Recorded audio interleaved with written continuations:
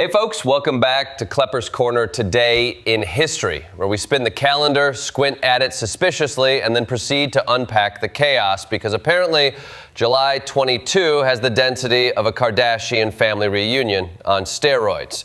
I am Jordan Klepper, your official history cartographer, here to connect the dots across centuries of war, invention, discovery, and yep, way too many people dying. So let's not dilly-dally, because July 22 didn't, and dive in. Segment 1, 838, Battle of Anzin.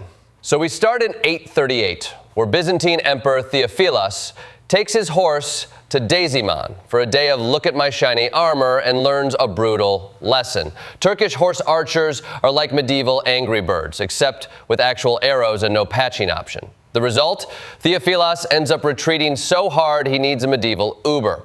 He learned that tactics evolve, horses outrunning heavy infantry, and you can't just brig your way through a volley of flight-borne projectiles. Sort of like me trying to Lego build a fortress against a siege of tech-savvy kids with Nerf guns.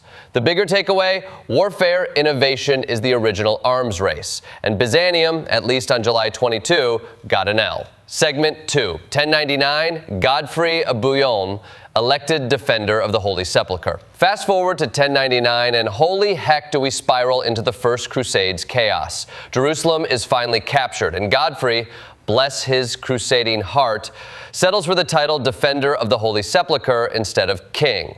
That's like gravitating to head of maintenance when you're gifted CFO potential. Modesty or political branding burnout. I mean, he literally fought to expand territory and could have crowned himself Grand Poobah of Jerusalem. Yet no, he opts for the PR-safe olive branch. Then he conquers Ascalon. Troops cheer, he waves. Crusade concluded, promises fulfilled.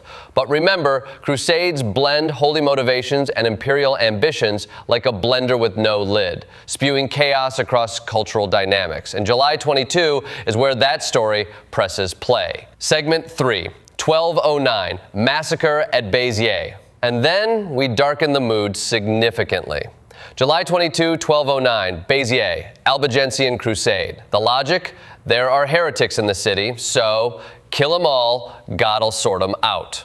Arnauld Amari apparently said exactly that. 20,000 dead in one go. It's medieval mob mentality, with papal backing, religious zealotry merging with outright political genocide. Béziers became the medieval way to send a message: surrender or face holy extermination. And the message was, pretty universally, nope, nope, nope, not our kind of crusade. Tangent. Imagine social media reaction. Hashtag all lives except, well, you get the point. Segment 4.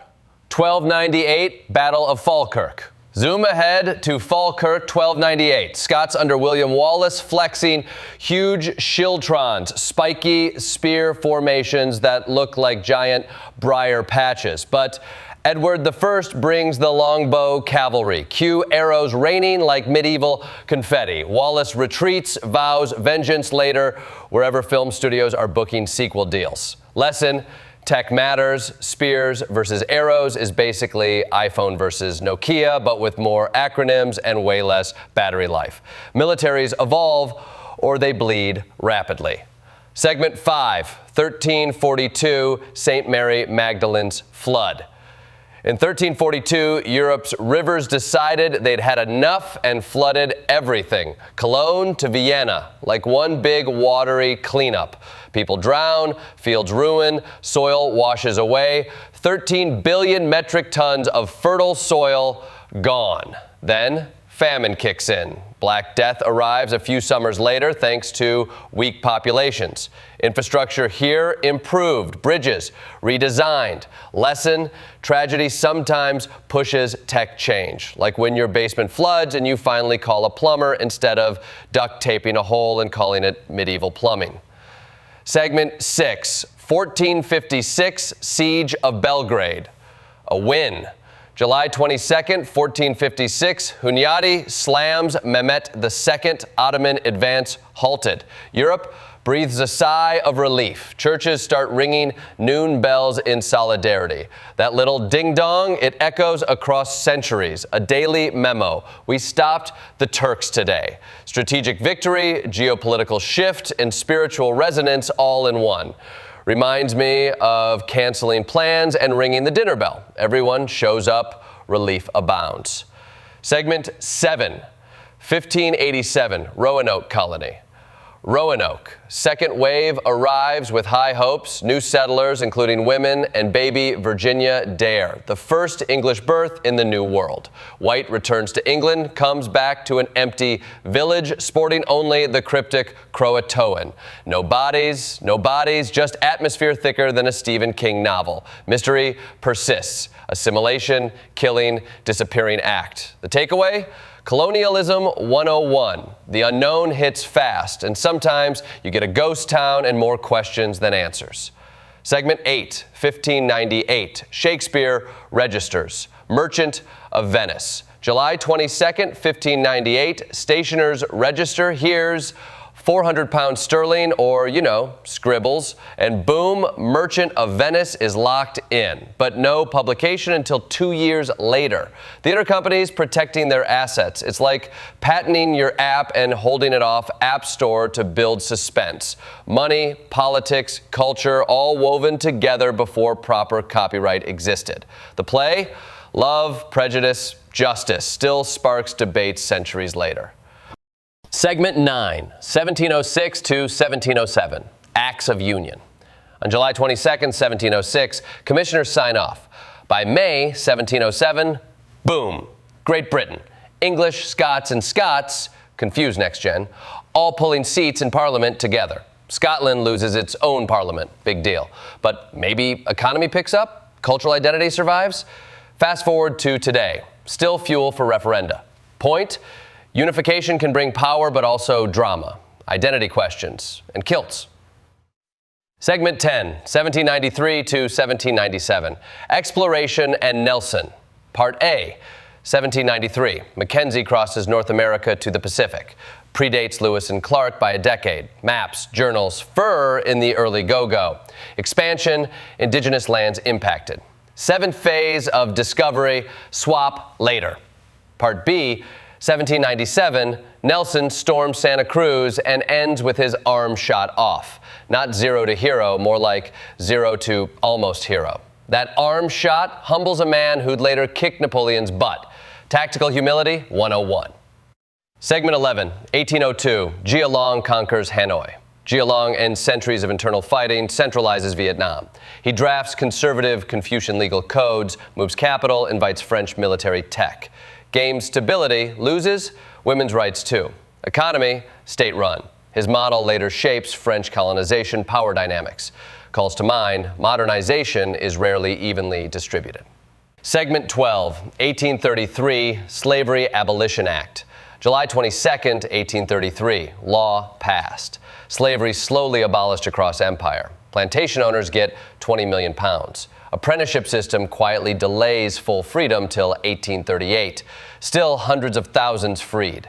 Moral win, but with capitalist strings attached. Heroic first step, but also complication. Compensation for enslavement owners not formerly enslaved. Segment 13, 1864, Battle of Atlanta. July 22nd, 1864, Union forces press near Atlanta. Hood's Confederates fail to stop them. Atlanta falls weeks later. Sherman's march to the sea follows. Psychological warfare, burn, break, intimidate. Lincoln wins re-election soon. Moral ambiguity, essential victory, but civilian devastation. Total war isn't cheerful.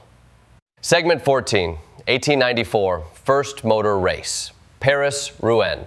July 22nd, 1894. Steam tractors, combustion engines, imagination ignited. Driving races go from novelty to hobby to culture, rules, safety, economy, not just speed. That makes it forerunner of modern motor industry and racing. Imagine if Tesla debuted hydrogen car race.